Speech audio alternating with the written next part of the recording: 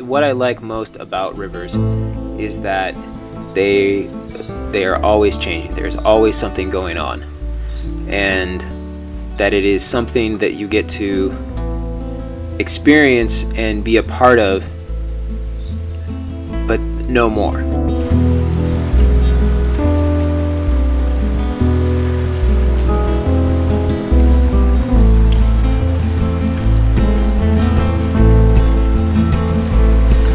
Well, the river's rising, I'm headed to higher ground.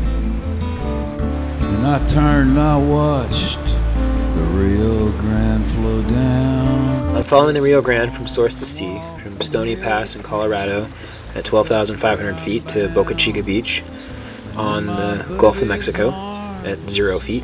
The reason I'm doing this trip is to look at how changes to the river impact the people and places along it that depend on the river. This particular section that we're in, because we're in the Chihuahuan Desert, which is one of the most inhospitable deserts in North America, the river is incredibly important. It is the reason that most people came out here. That the river's flowing on down.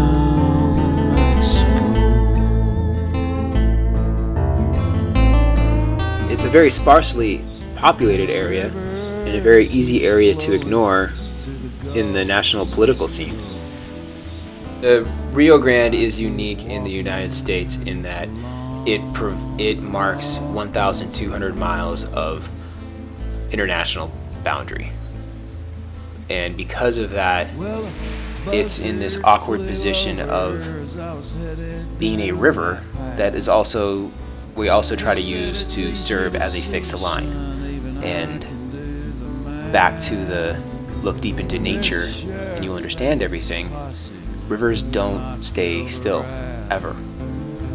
They are always moving. You never step into the same river twice.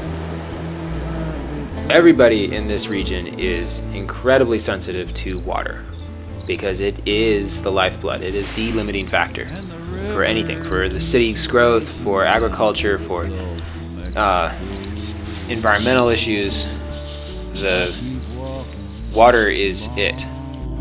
Rivers around the world throughout history have always been controlled by whoever is upstream with the biggest dam.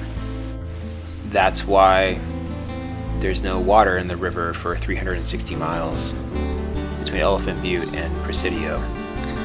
The only water we see here below Big Bend is what comes out of the springs and what comes out of Mexico. As a river trip, I've most enjoyed the lower canyons. It's just remote and beautiful, and it's a lovely balance of very manageable challenges in a setting where you have to be self-reliant. What I've learned from talking to people about the Rio Grande is that it is much more of a managed system than a river, and everything that we see on the river is a direct result of human choices, and we have control over that.